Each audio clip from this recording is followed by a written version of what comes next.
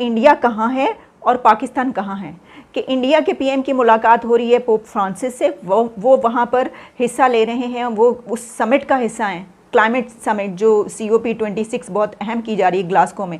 वहाँ पर स्पीचेस हो रही हैं, वहाँ पर तकारीर हो रही हैं, वहाँ पर अपने अपने मुल्क का जो एजेंडा है वो पेश किया जा रहा है, अपने अपने मुल्क की जो स्ट्रेटजीज़ हैं वो आगे बढ़ाई जा रही हैं, अपने अपने मफादात हासिल करने की कोशिश की जा रही है। जाहिर है कि इंडिया ये सब कुछ हासिल करने की कोशिश कर रहा है और करेगा। यही नहीं, एक ऐसी ही एक और बहुत अहम मुलाकात जो है वो इंडिया के प्राइम मिनिस्टर नरेंद्र मोदी की पोप फ्रांसिस से मुलाकात हुई, और ये भी बहुत अहम बात कही जा रही है। नरेंद्र मोदी जो है जो ग्लासगो में 26 कॉन्फ्रेंस ऑफ पार्टी जिसे COP26 एक ऐसा ही इवेंट जो कि G20 समिट है वो, और इसके अलावा COP26 जो क्लाइमेट कॉन्फ्रेंस है वो इस वक्त हो रही है इटली और वेटिकन में, और इसके अलावा ग्लासगो, स्कॉटलैंड ग्लासगो में जो है वो COP26 समिट। वहाँ पर पूरी दुनिया के हेड ऑफ स्टेट्स जमा है इस वक्त। अगर हम कुछ कंट्रीज़ की सिर्फ बात करें जो इस वक्त वहाँ पर जो हैं वो शामिल हैं और G20 का जो वो हिस्सा भी हैं, और उसमें US, UK, कनाडा, इसके अलावा ब्राज़ील, इंडिया, चाइना और टर्की, फिर KSA। अगर आपको याद हो कि last time KSA crown Prince ने इसको होस्ट किया था। अच्छा, सिर्फ यही नहीं, एक ऐसी ही एक और बहुत अहम मुलाकात जो है वो इंडिया के प्राइम मिनिस्टर नरेंद्र मोदी की पोप फ्रांसिस से मुलाकात हुई, और ये भी बहुत अहम बात कही जा रही है। इसके 2-3 एंगल्स हैं। अगर हम उस पर बात करें, मसलन ये कि ये जो मुलाकात है, ज़ाहिर है इसमें भी इसी तरह के दो तरफा जो इंटरेस्ट के होती है, पॉइंट्स होते हैं, उसके ऊपर बात की गई है और की जाती है। जहां पर एक तरफ अमेरिका के प्रेसिडेंट जो बाइडन मुलाकात करें पोप फ्रांसिस से, वो इन अहम नुकात पर बात करें, वहीं पर प्राइम मिनिस्टर नरेंद्र मोदी जो है वो पोप फ्रांसिस से उनकी मुलाकात हुई है, वो उन्होंने जो है इस तरह के अहम अमूर पर बातचीत की। लेकिन हम कहाँ पर बैठे हैं? हम इस वक्त अपने मुल्क में ही बैठे हैं और हम सिर्फ UN को ख़त लिखने को तरजीह दे रहे हैं। हम ये नहीं कर सकते कि जो बातें आप यहाँ पर बड़े डंके की चोट पर जो है उसको एजेंडा बनाकर, प्रोपेगेंडा करके जो बातें इतना बढ़ा चढ़ा कर कहते हैं, तो असल में तो आपको वहाँ पर पहुँच कर ये वाली बातें करनी चाहिए थी। दूसरी बात क्या कि हम किस में फंसे हुए हैं?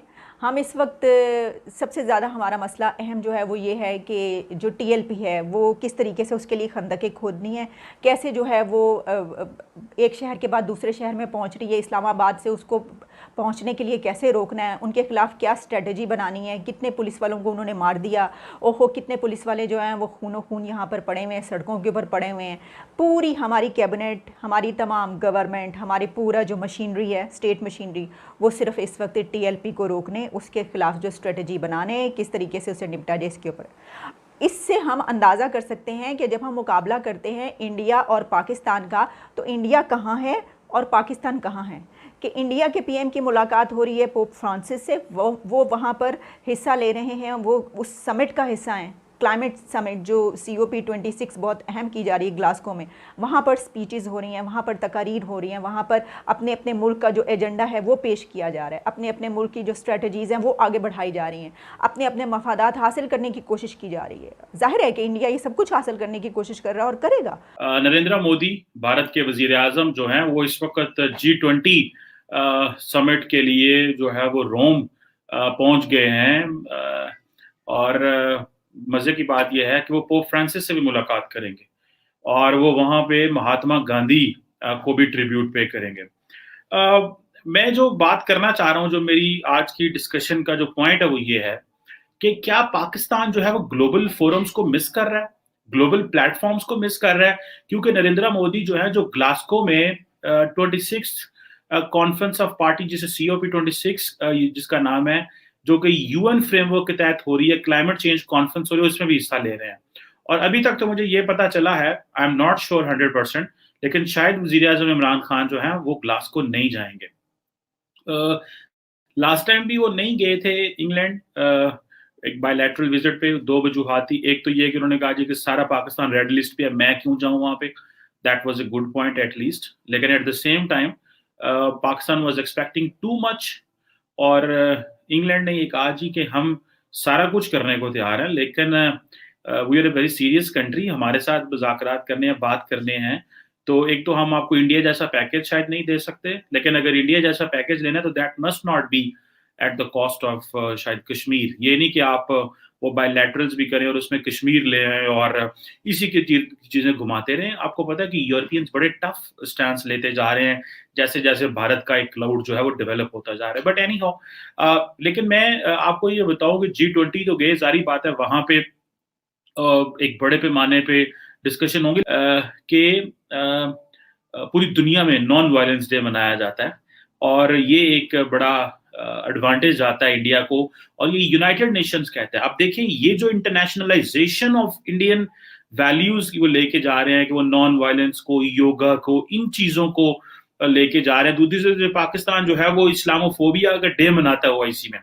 सो this is how they are making things कि आप किस तरह चीजों को इंटरनेशनलाइज कर रहे हैं, आप अपना पर्सपेक्टिव किस तरह दुनिया में लेके जा रहे हैं, वो किस तरह अपना पर्सपेक्टिव लेके जा रहे हैं, वो एक यूनिवर्सल वैल्यू की तरफ लेके जा रहे हैं, और आप घटघट के वो इस्लाम और मजहब और रिलीजन और ओआईसी में ही रह रहे हैं।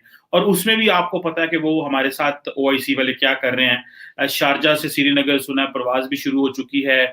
फिर उसके बाद यूएई दुबई जो गवर्नमेंट है वो अरबों रुपए लगाएगी कश्मीर में।